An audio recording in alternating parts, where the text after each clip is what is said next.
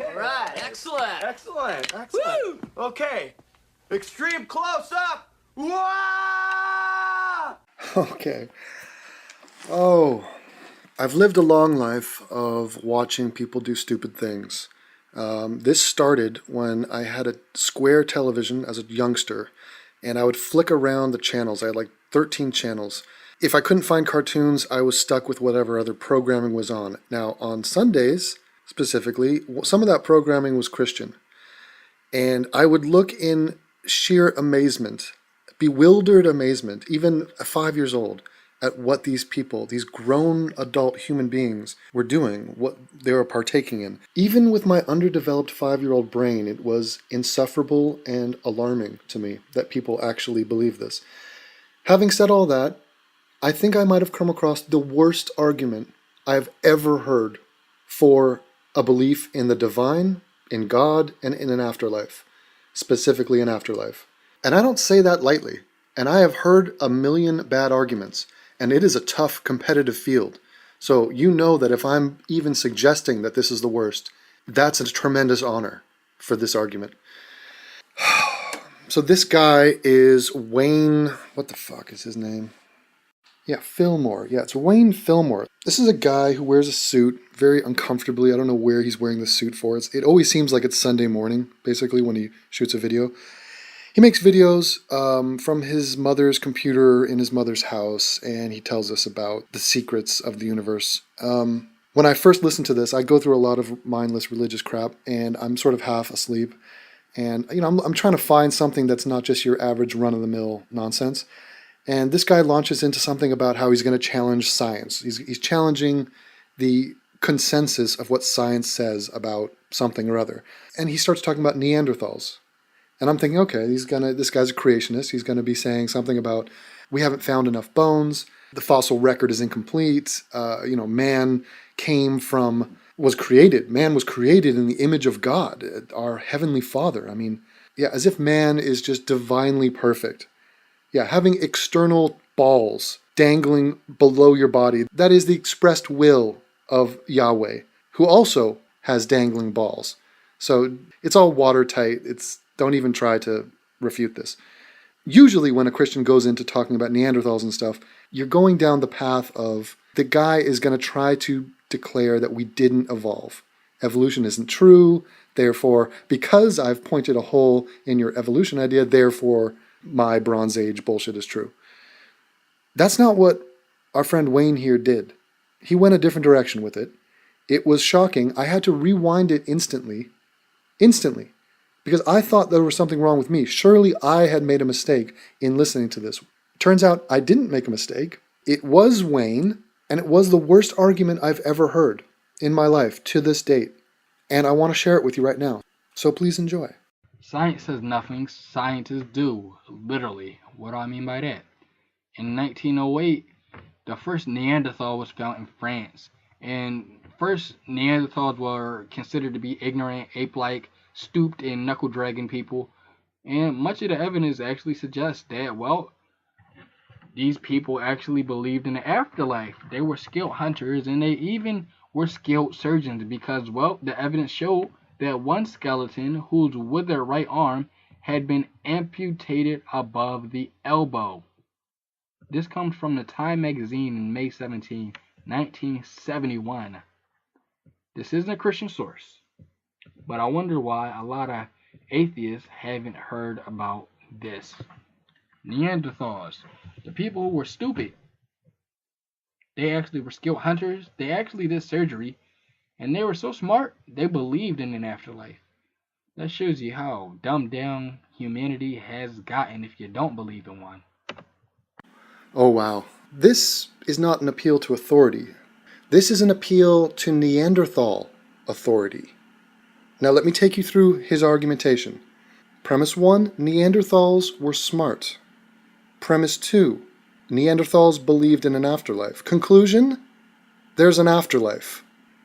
I love so much about this. So much about this. First of all, the cognitive dissonance of a guy who doesn't believe in evolution referencing Neanderthals. I guess he would say they're part of our kind, even though we don't share 100% of the same DNA, and even though this is part of the avalanche of evidence that is used to refute creationists like this guy and explain to him that we did evolve from other life forms and over millions and billions of years. That's awesome. Moving on. I love how he skipped the sentence when he was reading this back, which said, Neanderthal was just as human as us, and his stooped appearance was because of arthritis and rickets. He didn't want to talk about the arthritic, ricket-laden stature of these humanoids.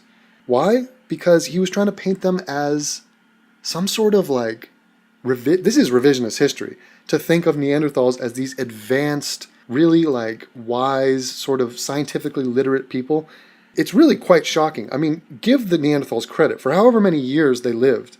They had a good run. I mean, their lives were filled with misery and pain and suffering and disease, and their lifespans were next to nothing. But they could hunt. I mean, they could kill and eat stuff. Yeah, I mean, congratulations. So can every other animal that has survived to this day. I mean, rats and ticks and maggots. Congrats to the maggots. But they were skilled surgeons because they found a skeleton where an arm was amputated above the elbow. I mean, where did that guy go to his medical training? A skilled surgeon for lopping off an arm. Wow, that is a leap. That is an enormous leap. Good Lord. I love the fact that he thinks that because somebody can do one thing, let's say there was a Neanderthal who was a frigging genius, way ahead of his time. He was performing brain surgery. Okay, that doesn't mean to say a thing about what he thinks about an afterlife. It's an amazing leap that these people are just so willing. All they want is authority, though. It actually does make sense. These people don't want to think. They want to be told. They're children. They have been told when they were kids what the nature of reality is, and they just accept it blindly. They want a daddy figure to just tell them. So they'll say, oh yeah, this is the way it is. Why? Because God said so, and God's the daddy, and he knows everything. They love that. It's the end of thought. It's the end of questioning the skepticism. It's just, that's the way it is because daddy said so. And that's why it's funny when they will like point out something that Charles Darwin said or something that Richard Dawkins said or something that Einstein said, and they'll say like, oh, but he also said something else. And they'll hold these people up as if they're some sort of patriarchal figures of atheism and that we have to abide by everything they say. So Einstein figures out the theory of relativity, and therefore we got to listen to his views about abortion. His moral, subjective opinion about abortion must be right. Why? Because he's good at physics. A guy gets his arm chopped off. Therefore, Neanderthals were super intelligent. Therefore, whatever their conception of an afterlife was, which doesn't resemble the Christian version of afterlife in any way, is still valid. And, afterlife is an afterlife. I mean, who knows what the Neanderthals thought? I can guarantee you they were wrong. It doesn't matter to Wayne. What matters, he has filtered all this down, and it doesn't matter that the Neanderthals were ignorant morons on every other topic, on every topic, aside from how do you gut a deer that you just killed. They might have some wisdom on that. I'll watch a YouTube tutorial from a Neanderthal on how to skin a beaver. But aside from that, I don't think their views about an afterlife are that worthwhile. This is quite possibly the worst argument I've ever heard in my life. It really is. I mean, I watched this video like a week ago. I still think about this every day. I think about how sad it is that I would refer back to a non-human being from 30,000 years ago, 100,000 years ago, and say, without a shred of evidence, mind you, strictly based on the authority granted to said creature for having chopped off somebody's arm. I mean, by this logic, let's go ask the guy in Syria who just has been beheading people left and right, no, as if it's one guy. Ask any of the guys in Syria as if it's just Syria. Ask any Muslim in the planet today who's beheading people. Well, you just chopped off an appendage, so clearly you are a skilled surgeon. Please, sir, let me ask you your thoughts about the afterlife. They must be true. Oh, absolutely priceless. This is unintentional comedy. This is a hidden gem that we would never be exposed to if not for the internet. Thank you. I'm happy to bring it to your attention.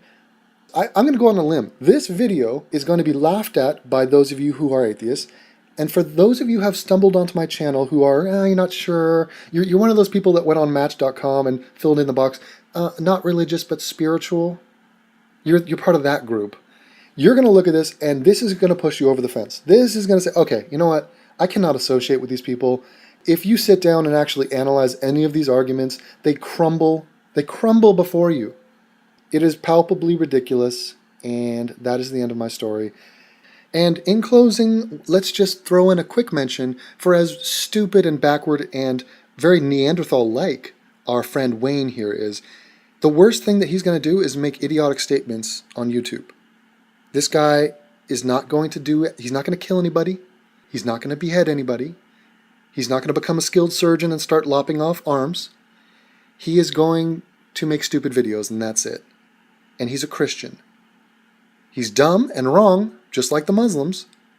But notice the difference. Notice the key difference.